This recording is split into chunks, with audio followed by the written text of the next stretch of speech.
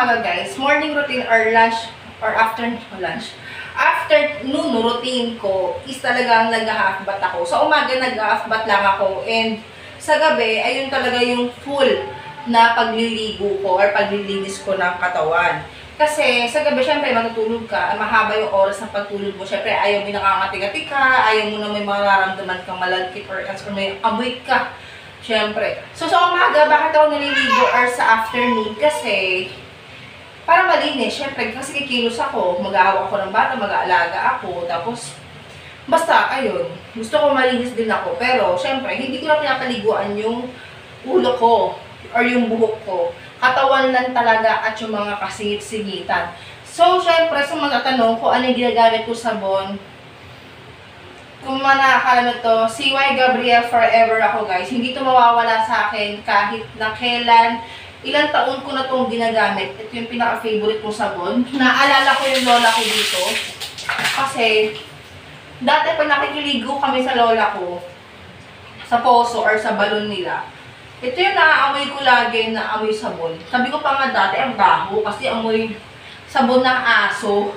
Diba usually kasi matatapang yung amoy ng amoy gamot.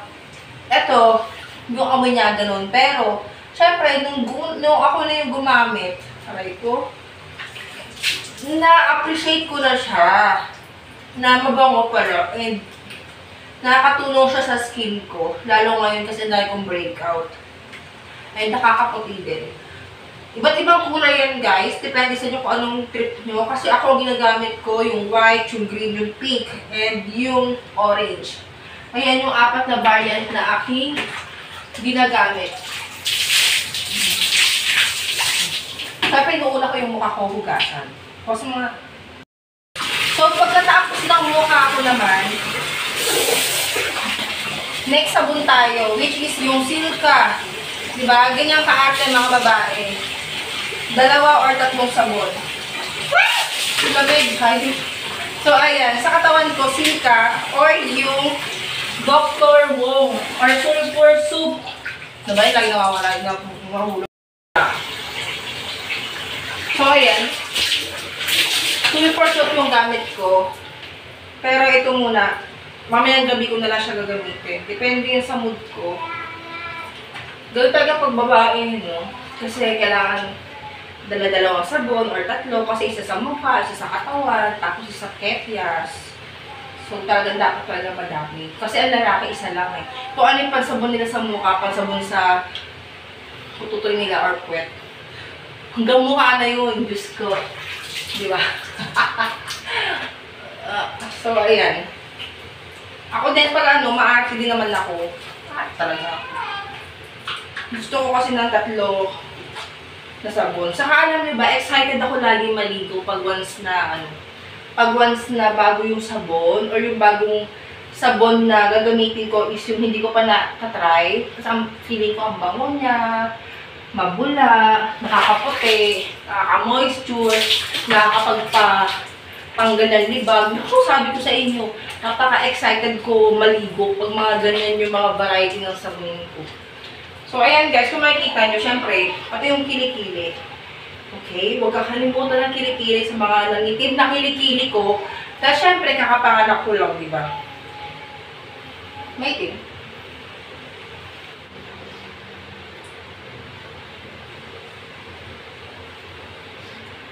So, yan.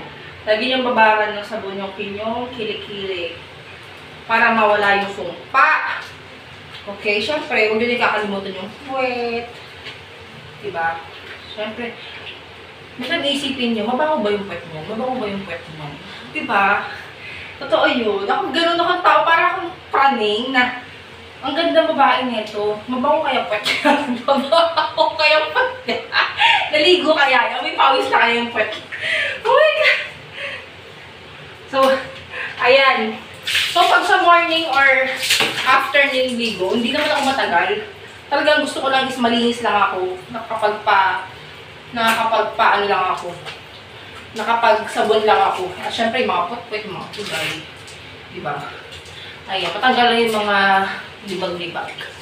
Kasi sa gabi talaga akong madaming keche-boreche. nag-i-scrub, nagbababad ng sabon or everything. So, ayan guys, magbabalaw na ako. Pause. Ayan guys, magbabalaw na ako yan. Kasi kapag ito fix, dapat yung mga kulit, yung mga kulay, yung mga black skin, buhod, mga sinit-sinit.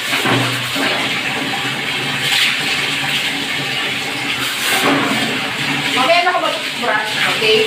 And nagsabon na din ako ng aking, nagsabon na ako ng aking.